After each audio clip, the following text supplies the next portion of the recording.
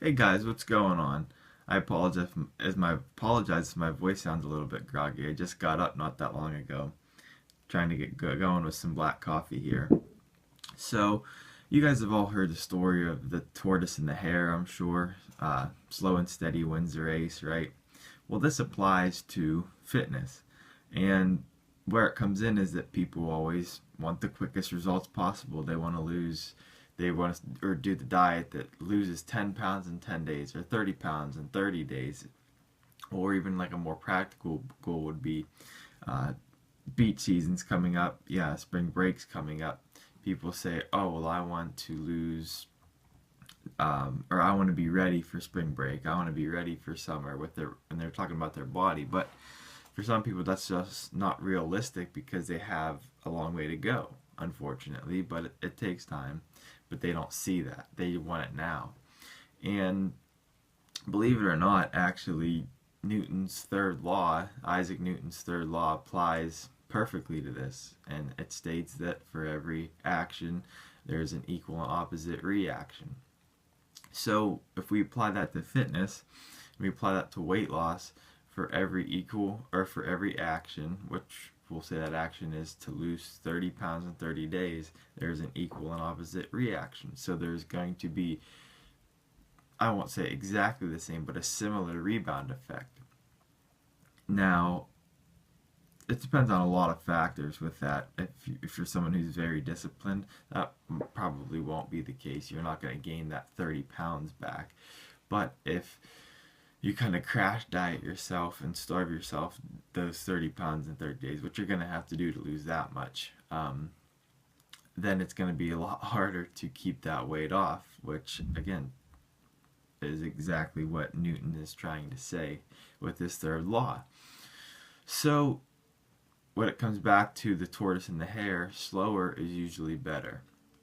Now, if you're dealing with someone who's farther overweight than someone else, they're going to be able to lose weight quicker, but it's not going to have as drastic of effect on them. So if there's someone who's 350 pounds, it wouldn't be out of the ordinary for them to lose 10 pounds the first week or two, a week at a time. 10 pounds for the first week, maybe 10 pounds for the second week. And that's not that big of a deal because of how much they weigh. Now, if you take someone who is, I don't know, 180 pounds, 180 pounds isn't that far overweight. Say we're talking about a 6-foot male. 180 pounds probably isn't overweight at all, but say they still want to lose weight. Losing 10 pounds in 1 week is going to be a crazy high number that they're not going to be able to keep off. So it's all relative to body weight. But still, if we're looking at how quickly of a pace we want to lose, I'm sure you probably heard it, but about 1 pound to 2 pounds a week is a good rate.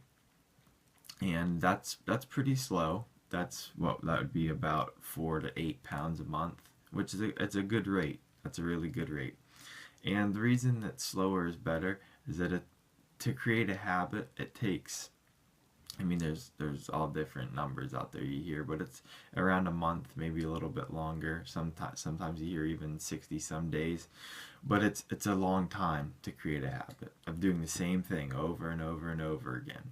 So for fitness, to create that habit of eating a healthy diet or of,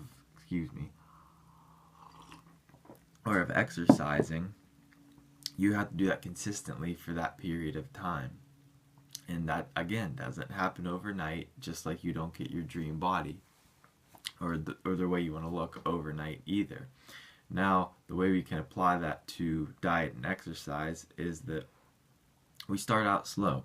If you're someone who is going from being inactive for the most part and not really following a diet, you can start out by adding in 1 or 2 days of exercise a week.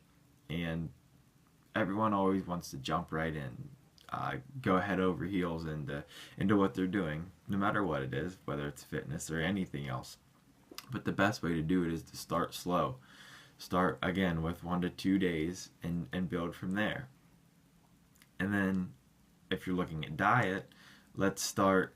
I always like to have people track what they eat for usually 2 or 3 days, sometimes 2 days during the week and 1 day on the weekend, just to see what they're eating.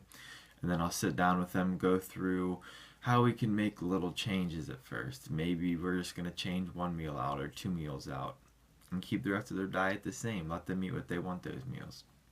And just slowly build their diet to where maybe after a month, then they're eating everything that they should be. But we're not going to do that on day one because that's just not advantageous to the adherence to the diet. So I hope that helps you guys see that whether, I mean, you see all this stuff out here about quick results, and that's unfortunately not the best. I know we want it quick. I want it the same way. And it's frustrating that you can't have it like that, but unfortunately it just doesn't work that way. We have to have patience and you have to be persistent. And through all of this, what you'll get out of it is adherence, and as I've said a million times already, that is the #1 most important factor in maintaining a healthy lifestyle. So thank you for watching, guys, and I'll be back tomorrow with another video.